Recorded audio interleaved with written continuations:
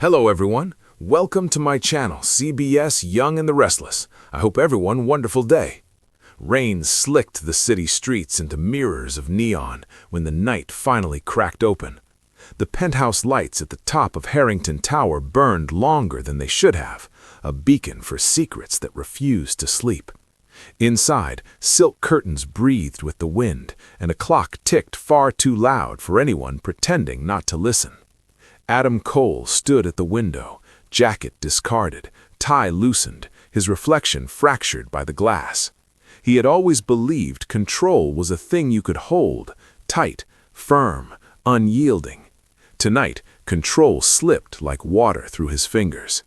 Behind him, Sienna Cross sat on the edge of the bed, barefoot, her hair tumbling over her shoulders like she'd just stepped out of a dream she hadn't planned to have. They weren't supposed to be here, not together, not after midnight. Sienna's laugh was quiet, nervous. "You keep staring like the city's about to judge you." Adam turned. The city already has. They shared a look heavy with everything unspoken. The boardroom whispers, the dinners that lingered too long, the glances that burned brighter than the chandeliers at charity galas. It hadn't started with desire. It started with defiance, with saying no to the neat boxes everyone else had drawn for them. Outside the penthouse door, the elevator chimed. Neither of them heard it. Sienna rose, smoothing the crease of her dress, the kind of movement that betrayed 1,000 thoughts. "We should talk," she said. Adam nodded. "We will." The door burst open. Noah Newmans stormed in like a storm given legs, fury blazing in his eyes, rain dripping from his coat onto the marble floor. He froze for half a second, taking in the scene, the unmade bed, Adam's discarded jacket, Sienna standing there like she'd been caught in a spotlight. The silence that followed screamed. "So this is it," Noah said, his voice dangerously calm. "This is what you've been hiding." Sienna's breath hitched. "Noah, please." "Don't," he snapped.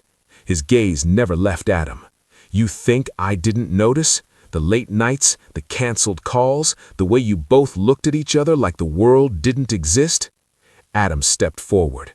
"This isn't what you think." Noah laughed, a bitter sound. "It never is."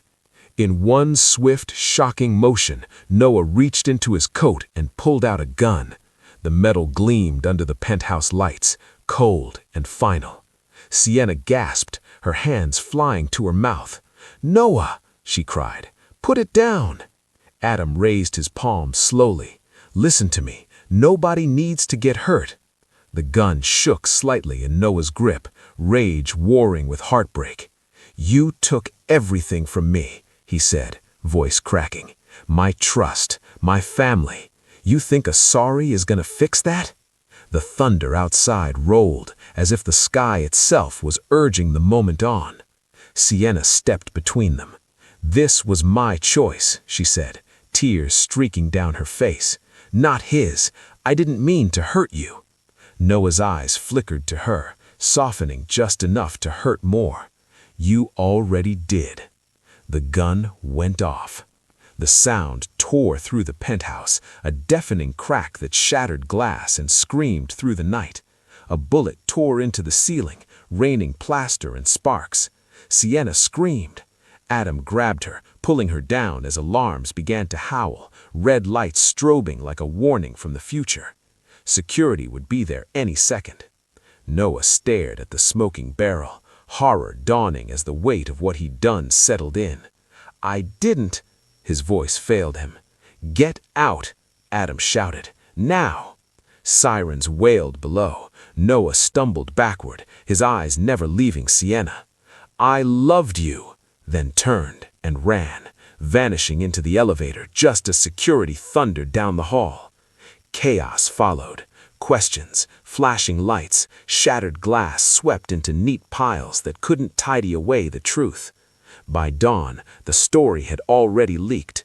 Headlines screamed about betrayal and gunfire, about lovers caught in a penthouse bed, and a night that ended with a shot heard across the city. Adam and Sienna sat side by side as the sun rose, the city washed clean, but not forgiven. Neither spoke. There was nothing left to hide now. Outside, cameras waited. Inside, everything had changed.